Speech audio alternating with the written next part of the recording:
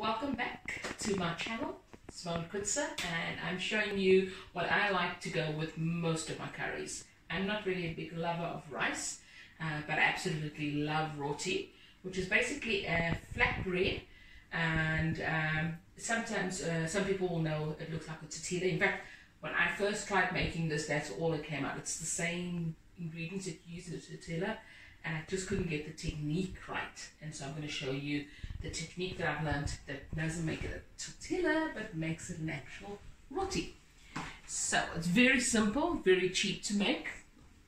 All you need is plain flour. You can use half and half flour, bread flour, chapati flour, all of those work.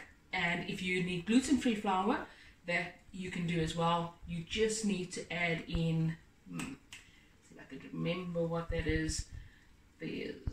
I will look it up again. I've forgotten what it is, but I will add it to my video later. Brilliant. Right, and then a bit of salt, warm water, and that's it. That's all that you need. I am going to use my scale again, make sure it is in grams, and I'm just going to basically measure it directly into the bowl. Less washing up to do as well.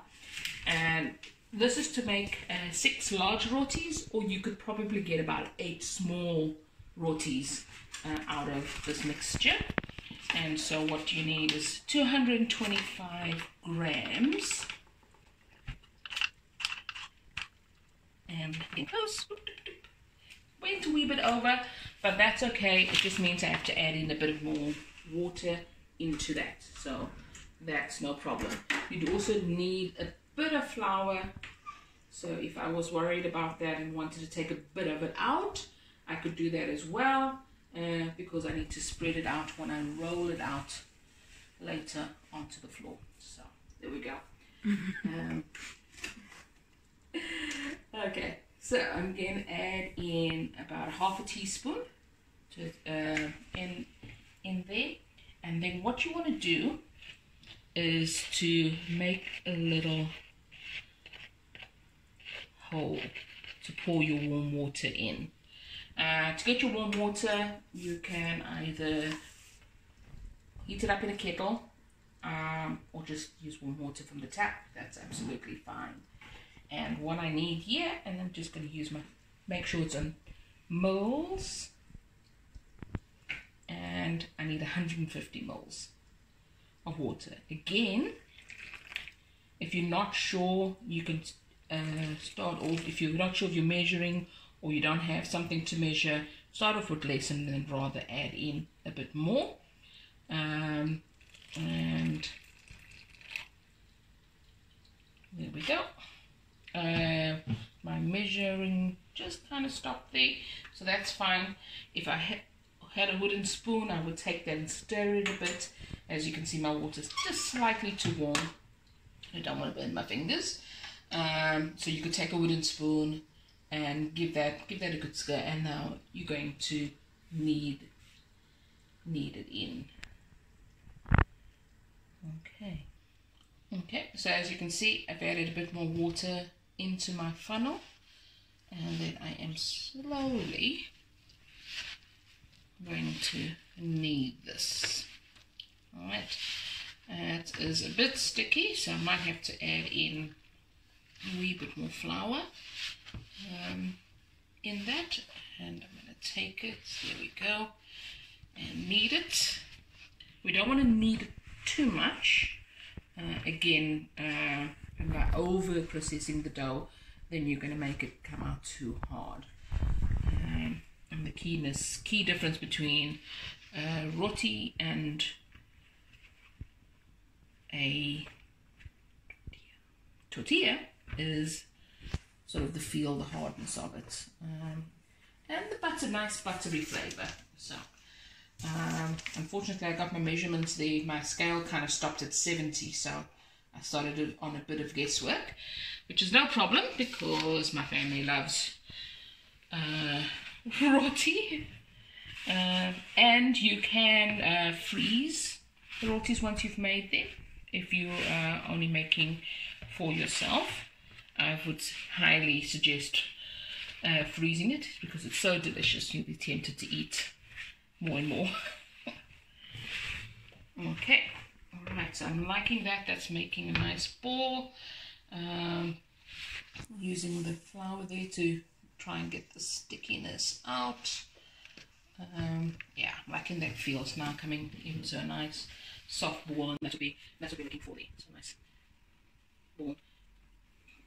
Because what we're going to do, you just divide that ball in half, more or less, just judge it, and then I can divide it into another half.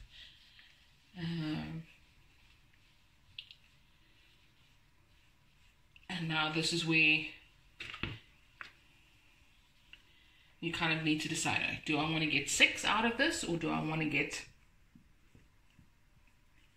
small 8 ones out of it?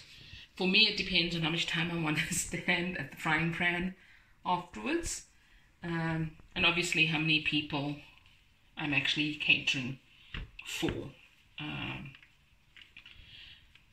in it. So making sure got nice there. So for now, the flour is ready to rest, and you can wrap it up in some cling film. I don't actually have cling film. I'm trying to move away from using that. You can also use, if you have the beeswax covering, which is reusable, you can cover that over it just to keep the warmth in it, and just let the flour rest for 10 minutes. What I'm going to do is just simply put on a towel. So I'm just going to simply cover that with a towel, make sure it's all nicely sealed in, and now it's going to rest for 10 minutes. If you're going to be now doing a curry with this is a good time to get your curry going. And once you get your curry going, when you're kind of simmering, you're then ready to make your actual rotis, and then you get your curry and your roti and your salad, if you like, with it all ready to serve together. See you in a little bit. Okay, so we're back from our 10 minutes of letting it rest. I have gotten the curry going, the meatball curry. I added just a wee bit of tomato paste in that one. I've also got my carrot salad made, and now I'm going to take off my 2 cloths that I had going, and there I have my 4 big balls. But I want to make them slightly smaller, so I am going to go for 8. So I'm going to go for divide them one more time. Still happy with that consistency, and I'm going to make 8 small ones instead of 6 big rotis going. There we go. Right. So to do this, I have on my floured surface. I also flour my rolling pin, and then I just roll it out.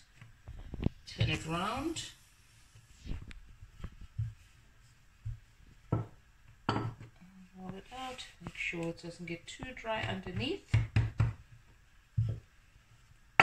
and then it basically depends on you what thickness you'd like or how thin you'd like to make it, and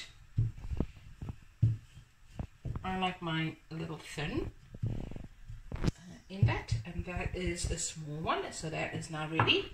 And what I have here, it's the first time I'm using this pan. I kind of like the older pans that kind of have some texture to them, but hopefully this is going to work well. It's been heating up here while I heat things up, and just in the dry heated pan I'm going to put that in, and then what we're looking for here is for it to start bubbling up a bit, and it's, as you can see, nice and loose on that. Now some people like to put a bit of oil in the pan, and for me, that is not, I don't really like that. I prefer it dry and then to rather dab it with a bit of butter afterwards in that. So as you can see there, you can see the wee little bubbles coming up over there, and you can either, my mom who has the technique of like lifting it up and twisting it around. I'm going to use the spatula to be safe, especially because I don't know this pan and it's not flat. The other iron in the traditional way of cooking it would not have these rims around it, would be a flat iron on there, and so then you can just flip it over using your hands, no problem in that. And so what we're looking for here is these wee little brown spots to come up over there. That for me tells me it needs a bit more of a cook through on that. So there isn't really timing, because it also depends on whether you're using what type, how fast your stove works. You want it and then to actually, I might want to turn the heat down just a tad bit there, so it's not too fast. Yep, happy with that. Yep, happy with that. And popping up like a balloon. Yep, almost like a poppadom. In that, and that is perfect. And that is my first roti done. So I am going to put it over there, and then, as I said, I like to dab it with a bit of my baking paper. Butter. And this is the secret taught to me by my mum.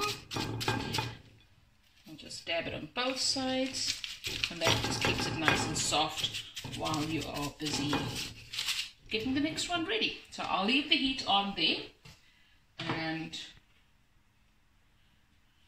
I'll get the next one ready. So make sure my floured surface is still good, a rolling pin, and repeat. And that is how you make rotis.